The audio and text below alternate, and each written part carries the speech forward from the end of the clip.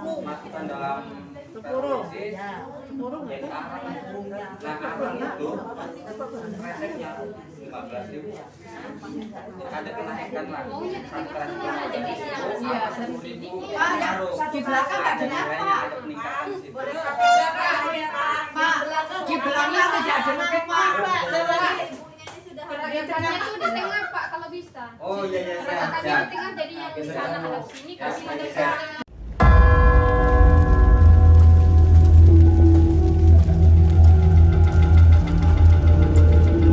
Ini bukan film. Ini iklan yang dibikin ala film banget. Buat nunjukin banyak yang bisa ditonton. Bisa langganan semua aplikasi streaming, dapat kuota juga. Langganannya bisa pakai pulsa atau e-wallet. Pakai Telkomsel, puas nonton semua. Langganan sekarang di My Telkomsel. Nah ini produk jadinya dari batu kelapa karena kita bicara tentang limbah apapun dari limbah. Nah ini limbah dari kelapa itu. Ini kita olah jadi briket Bu. Jadi dari batu kelapa kita bisa campur dengan limbah jagung, ada limbah kakao, kita bisa olah menjadi briket dan harga jualnya juga ya cukup menggiurkan kalau kita bicara harga jual. Silakan browsing aja lah di internet berapa harga briket. Diekspor malah ini gitu. Cuma kalau saya udah mikir terlalu jauh ke ekspor ke tukang sate. Atau mungkin ke hotel dia bisa ditawarkan ke angkringan karena kalau sudah berupa briket arang tanpa asap. Jadi kita bicara limbah yang tadinya dianggap hanya sebatas batok kelapa, kita sedikit olah namanya udah briket namanya. Udah bukan urusan batok kelapa lagi. Nah kita sudah uji pembakarannya untuk pembakaran waktu jamnya hampir 4 jam dibakar. Dan briket sendiri nggak hanya sebatas briket kemasan, kita bikin briket tanpa api. Jadi ada kalau punya GPU juga bisa lah kalau nggak ada seret sambung dengan GPU. Jadi dibakar untuk mengusir nyamuk atau pengharum ruangan. Insya Allah nggak ada asap. Kita bakar aromanya radiasinya itu mengusir lalat, biasa di tempat sayur seperti itu atau di dapur-dapur menghilangkan nyamuk di parkiran. Nah ini bisa digunakan. Ya betul. Nah kami itu di rumah membuat deterjen dari campurannya itu campuran dari hidrosol serai atau udah gampangannya serai yang direbus akhirnya lah kita gunakan. Nah kita bikin deterjen pakai itu. Artinya menanggulangi ada bakteri atau bibit-bibit nyamuk dari limbah cucian. Karena dari air yang dari kandung serai ini mengurangi dampak pertumbuhannya jentik. Itu harganya juga murah, apalagi bikin sendiri 100.000 udah dipakai 3 bulan. Jadi ini untuk briket dan ada pun yang jadi arang aktif. Arang aktif itu digunakan untuk filter. Saya sudah uji, saya ambil air yang betul-betul memiliki pH cuma 5, celupin 2 cm lah. Saya celupin kocok. Kita bisa melihat dengan kasat mata bagaimana penurunan air. Saya tadi nyuruh istri cari parseran, dia mau memecati. Kalau saya mau membuktikan bagaimana penurunan secara drastis air yang terkontaminasi oleh limbah hotel seperti itu dengan arang difilter, tanpa difilter dia turun sendiri. Jadi tidak perlu kita filter, ada aranginya ini, dia turun sendiri mengendap tanpa kampurin, tanpa apapun. 77 Shopee Live Bombastic Sale. Shopee pipi, Shopee pipi, pipi. Ada Shopee 77. Shopee pipi, Shopee pipi, pipi. Shopee Live Bombastic Sale. Shopee pipi, Shopee pipi, pipi. Ada Shopee 77. Shopee pipi, pipi. Shopee Live Bombastic Sale. 77 Shopee Live Bombastic Sale. Nah, kalaupun ini artinya bukan rekayasa saya, bukan saya tiba-tiba tahu. Ini sudah banyak penelitian, bahkan ribuan ratusan peneliti dari Indonesia, seluruh Indonesia ini membuktikan arang aktif ini untuk menghisap atau mengurangi radikal bebas dari air. Racun juga terhisap, seperti itu. Zat besi juga terhisap. Artinya di sini tidak perlu lagi adanya uji coba, karena dari penelitian ini sudah dari berbagai fakultas sudah membuktikan briket ini atau arang aktif ini mampu untuk menyerap radikal bebas di air yang kita minum, seperti itu. Nah, adapun filter ini kita bisa olah sendiri. Kita mau bikin bagaimana konsepnya, ada yang dari pipa, dari pipa yang berbagai macam, ada beberapa konsep. Kalau mau gambarnya nanti, siapa yang punya kontak saya kasih untuk filter pemanenan air hujan, ada arang aktifnya. Dan ini sebagai pengganti batu zeolite yang mungkin harganya mahal lah, batu zeolite. Karena di Kaltim ini cenderung air masem itu menyeluruh sama Linda, ya menyeluruh dengan kadar air yang apalagi datangnya tambang. Ini merubah kadar air, bukan semakin bagus, semakin hancur.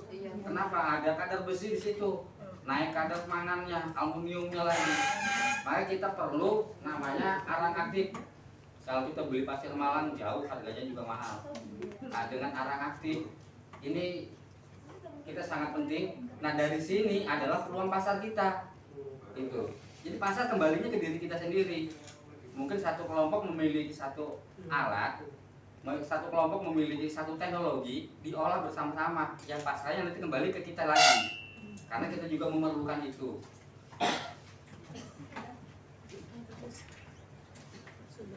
Nah, kalau ini urusan dengan hasil gorengan ini, pasti ibu semua tahu kalau udah hitam begini ini udah berapa puluh kali nih. Ini udah mengerikan ini. Saya pernah tanya di sana, ada tukang tahu kayak model tahu apa itu, ada jelantahnya enggak Pak? Enggak ada, ini sini bersih, enggak ada jelantah. Lalu saya besoknya enggak mau beli lagi. Karena di situ ada sumber penyakit. Ya, berulang dan berulang. Kenapa seperti ini adalah lemah jenuh yang mengendap, gliserol ini.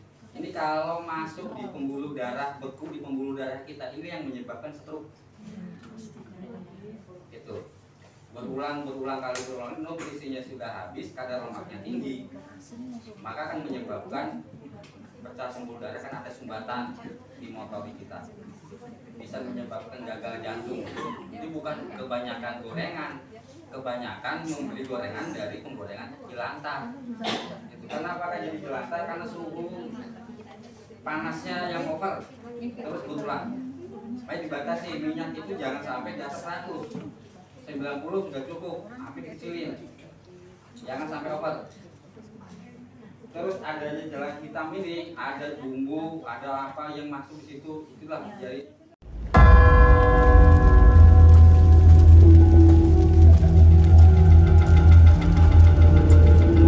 Ini bukan film. Ini iklan yang dibikin ala film banget. Buat nunjukin banyak yang bisa ditonton. bisa langganan sebuah aplikasi streaming, dapat kuota juga. Langganannya bisa pakai pulsa atau e-wallet. Pakai Telkomsel, puas nonton semua. Langganan sekarang di My Telkomsel. Membentuk radikal bebas di dalamnya, menjadi penyakit. Oke. Nah, dengan sedikit kita olah. Nah, ini jadinya bening. Ini jadi bening. Nah, seperti ini kita harus peduli lingkungan, itu jangan sampai ada pelaku usaha yang nakal. Jadi kalau ada pelaku usaha yang nakal, diambil jelantahnya lalu dibersihkan, dijual kembali jadi minyak curah. Kita orang awam nggak tahu itu minyak jelantah yang dibersihin. Kalau dijual saja seperti itu. Ya, ini bisa dilihat dari tekstur. Jadi kalau ada minyak curah diambil teksturnya. Atau cemplungin batu es. Kalau lekas memburu dalam waktu yang cepat, itu sudah menandakan bahaya. Ya jangan digunakan, jangan dibeli, itulah sudah. Tapi kalau mungkin terpaksa ya sesekali, ya mungkin masih ada toleran. Tapi kalau berulang kali, ya sangat riskan.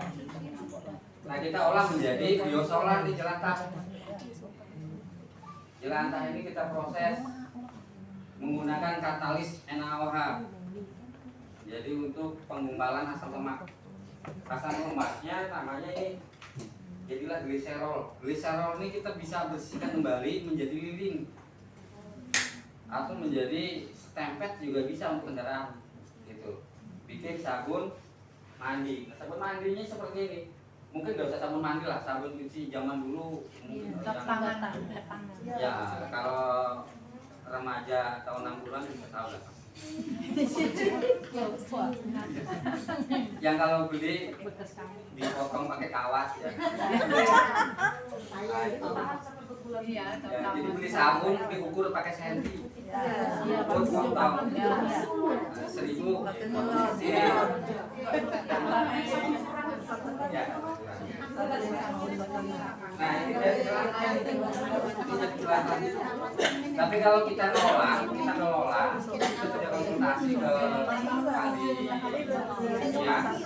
Lantas ini bisa digunakan dalam proses yang baik dan benar, bisa jadi sabun mandi. Saya pernah coba bikin sabun mandi batangan itu besarnya sejempol begini. Ini saya jual 5.000. Nggak cukup biayanya, biaya produksi nggak cukup.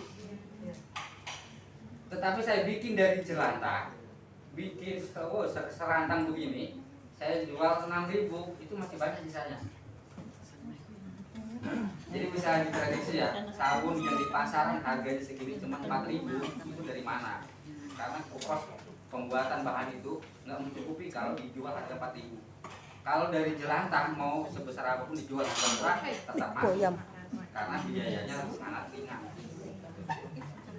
Nah kalau dari sabun mandi karena kita bikin sendiri tahu bahannya apa.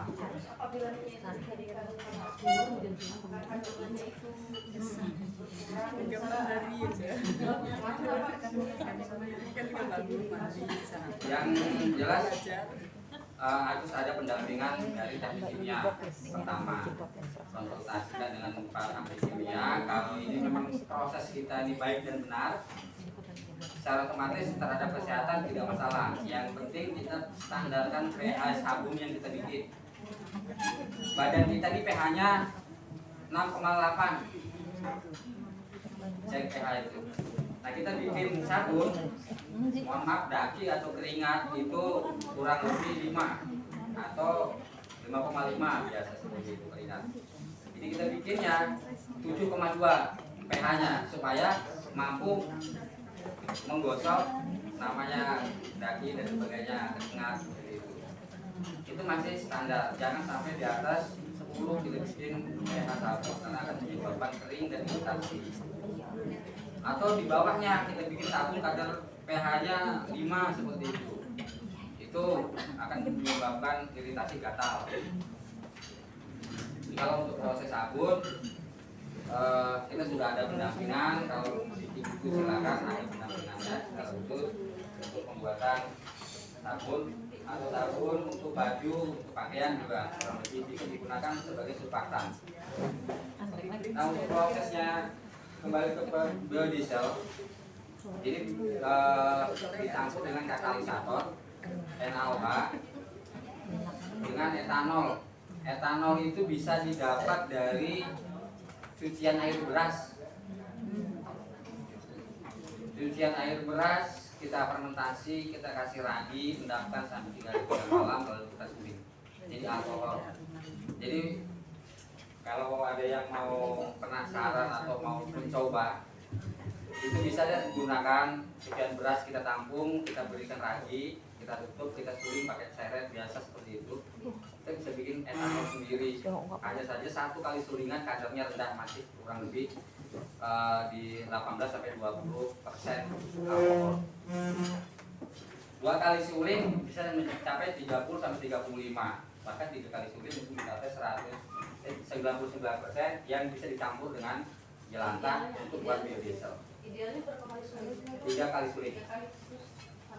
Tinggal apa yang kita suling. Kalau yang kita suling batang tebu itu 4 kali. Jadi dari enau atau yang tuak seperti itu, tuak sudah mengandung alkohol. 12% sudah mengandung alkohol. Itu disuling, cukup 2 kali suling sudah bisa mencapai 75-80%. Itu untuk proses pembuatan biodiesel. Nah, biodiesel yang kita bikin secara umum disebut B100 kodenya. B100 ini murni, belum bisa digunakan untuk kendaraan. Yang sudah ada Permendagrinya, yang ada dari Kementerian SDM, itu biodiesel B30 atau B35 sebagai bioenergi. Ya, sudah ada disiapkan di pom bensin, ada bioenergi. Itu 30% dicampur dengan jelantah. Jadi 70%-nya solar biasa. Nah, proses pembuatannya dengan katalis NaOH atau KOH serta etanol atau metanol.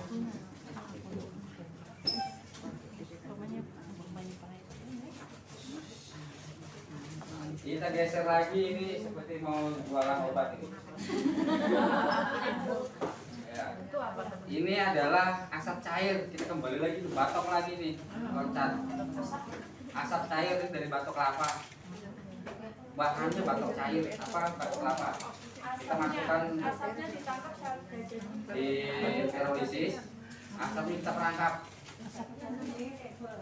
Ya, ada mungkin ada ruangan perangkap. Jadi asap sudah belum bisa perangkap. Kita bikin 2 tabung yang pirolisis di rumah. Nah, mengembun, lalu turun masuknya destilasi satu ketinggian. Keluar dalam bentuk ini. Kalau yang lain asal kita tangkap, ini fungsinya untuk tanaman, Bu, untuk biopestisida secara nabati. Jadi ini untuk penanggulangan antisipasi namanya fusarium. Jadi untuk penanggulangan mati layu, tusuk akar, atau cabai tiba-tiba hitam belum matang udah masih udah bagus, sudah merah pada bulatnya. Nah ini jeruk juga gitu, masih pentilnya kayaknya ukurannya bagus, sudah mau masak dalamnya ada obatnya. Ini bisa. Fusarium itu meliputi penyakit jahe, pisang, yang berambut seperti itu, cabai, terong, ya. Caranya kalau yang ini untuk tanah, sebelum kita tanam, taburin dulu ini 1:10 sebelum ditanam untuk mengantisipasi jamur. Asap cair dari batok kelapa. Ya. Nah, yang sudah disuling ini sudah proses disuling. Nah, disuling 1 kali lagi, ini untuk food grade, untuk makanan. Jadi bikin ikan panggang, bikin ikan oven, campur pakai ini direndam, mampu bertahan 6 bulan. Kalau bikin ikan asin, dicampur ini cair. Ini mampu sampai 2 tahun. Pengawet nabati. Ya, pengawet nabati. Yang sudah disuling skala food grade, ini untuk obat lambung. Bisa diminum. Ya. Yang sudah masuk di proses kembali. Nah, Kalau untuk lebih lanjutnya masing-masing saya tahu Android, Google searching aja di manfaat atas air. Kita nyangka teknologinya teroris. Itu kalau seandainya untuk asam lambung itu pemakaiannya berapa mili? Biasanya untuk herbal juga diukur dengan berat badan. Oh, makanya. Ya. 10% dari berat badan herbal. Jadi dilihat dari berat badan dulu, kalau badannya kecil ya sedikit aja lah. Badannya banyak. Kalau obat herbal kapsul seperti itu kan 3 biji rata-rata untuk pemakaian, karena ditimbang dari bobot berapa persen 3 kapsul gitu. Sekali minum apa? Ya mungkin sampai sembuh lah, maksudnya kan 1 kali minum 3 kali sehari atau 2 kali sehari seperti itu. Enggak, maksudnya itu dari tiga itu kan maksudnya itu sehari itu berapa kali minum? Satu apa 2 kali gitu nah. Ya.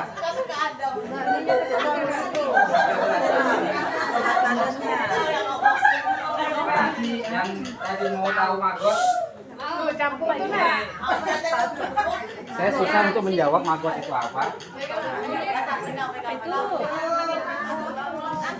Apa itu Pak? Kayak belatung. Ular. Ya.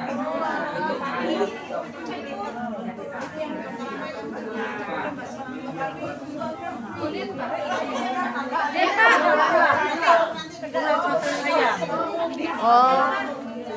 Bergerak.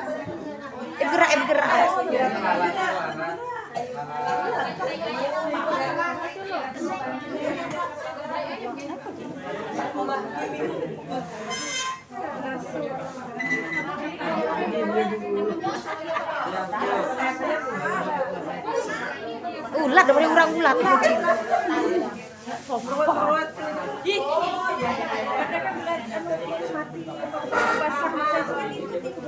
Itu makanan ayam. Iya, dia bukan dari lalat kan? Iya, lalat yang hijau. Dia lalat bilangin ke hijau. Iya, paling untuk itu menjadi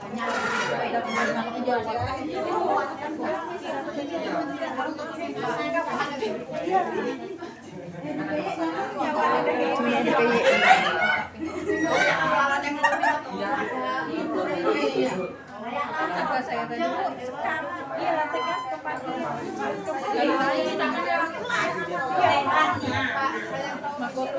buka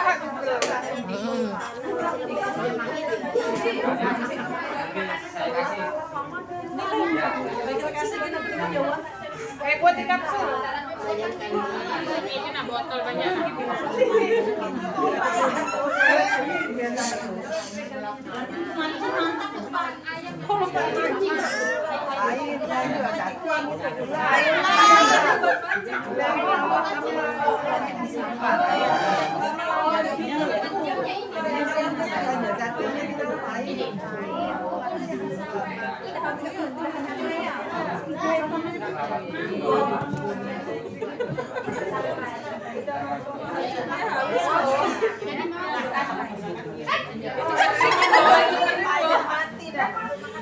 nanti Bu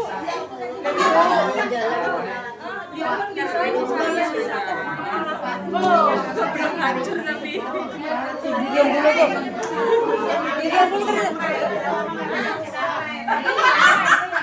Bu ya gitu kan bijinya masukkan kapsul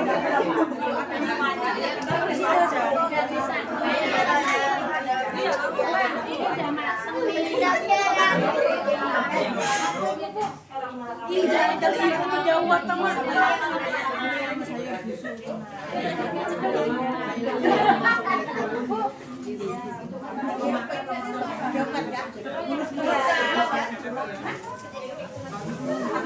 Ini itu dari mana tadi? Mirip kayak Pak Andi aja ini. Sudah disangrai. Kalau nggak disangrai dia jadi lah. Nanti Pak,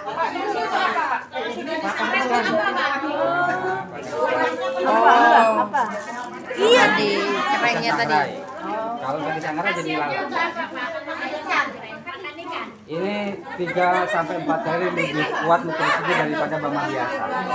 Astagfirullahaladzim. Pakan ikan, pakan burung, pakan ayam, bebek.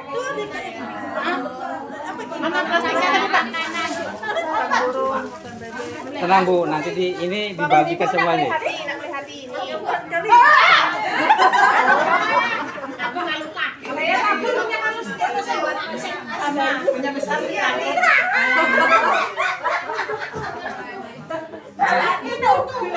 Kedua, kita tes dulu untuk bikin pakan maggot.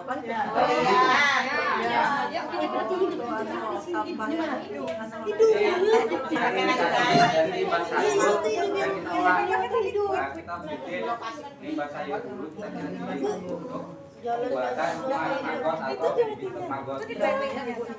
Ini nanti saya kasih bibit maggotnya, nanti bisa praktekkan di rumah. Ya. Maggot ini. Ibu ganti dulu. Nanti kami kasih. Nah, bisa dipraktekkan di rumah. Ada, itu Bang. Kalau hari ini kita kasih, besok ini.